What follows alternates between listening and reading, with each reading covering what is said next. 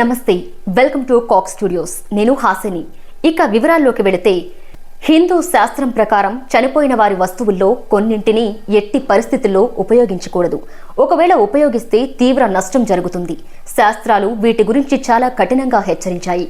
గరుడ పురాణంలో శ్రీ మహావిష్ణువు గరుడనకు ఎన్నో విషయాలు చెబుతాడు. వాటిని చనిపోయిన వ్యక్తులకు సంబంధించి కూడా చాలా విషయాలు చెబుతారు. పుట్టిన మనిషి తప్పకుండా చనిపోవాలని, చనిపోయిన వ్యక్తి తిరిగి జన్మించడం కూడా ఖచ్చితంగా జరుగుతుందని, దీన్ని ఎవరూ ఆపలేరని శ్రీకృష్ణుడు భగవద్గీతలో చెబుతారు. మృత్యువు నుంచి ఎవ్వరూ తప్పించుకోలేరు. చావు వచ్చినప్పుడు మనుషులు శరీరాన్ని త్యాగం చేయాల్సి ఉంటుంది.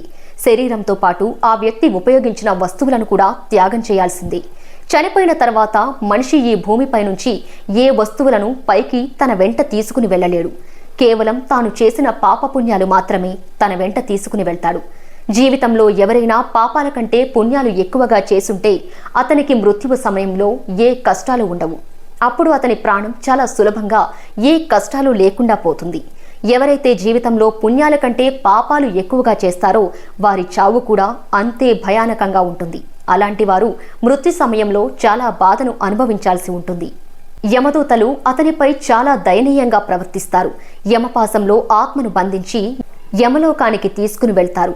యమలోకానికి వెళ్తున్న సమయంలో వారు చాలా బాధను అనుభవించాల్సి ఉంటుంది. ఇవన్నీ జరిగినా కూడా యమదూతలకు ఆ పాపి పైన ఎలాంటి జాలి కూడా ఉండదు. వాళ్ళు ఆ పాపిని ఇంకా బాగా హింసిస్తారు.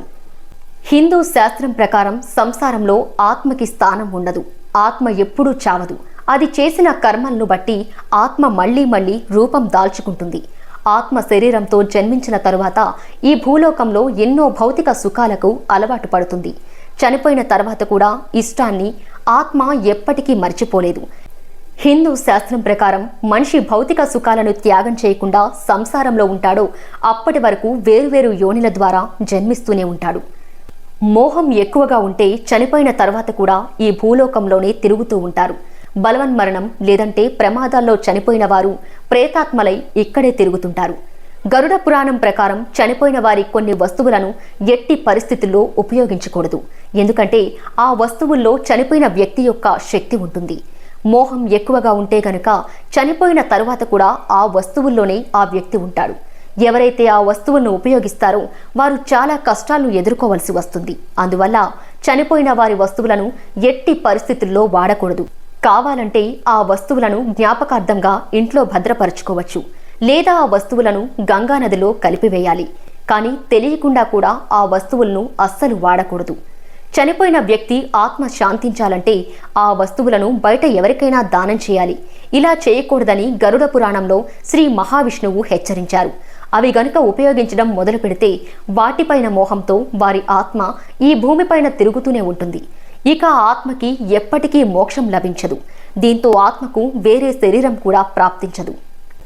సో చూసారు కదా, ఈ వీడియో కనుక మీకు నచ్చినట్లయితే లైక్ చేయండి, కామెంట్ చేయండి, షేర్ చేయండి. అలాగే మన ఛానల్ సబ్స్క్రైబ్ చేసుకోవడం మర్చిపోవద్దు. పక్కనే ఉన్న బెల్ ఐకాన్ కూడా క్లిక్ చేయండి. Thank you.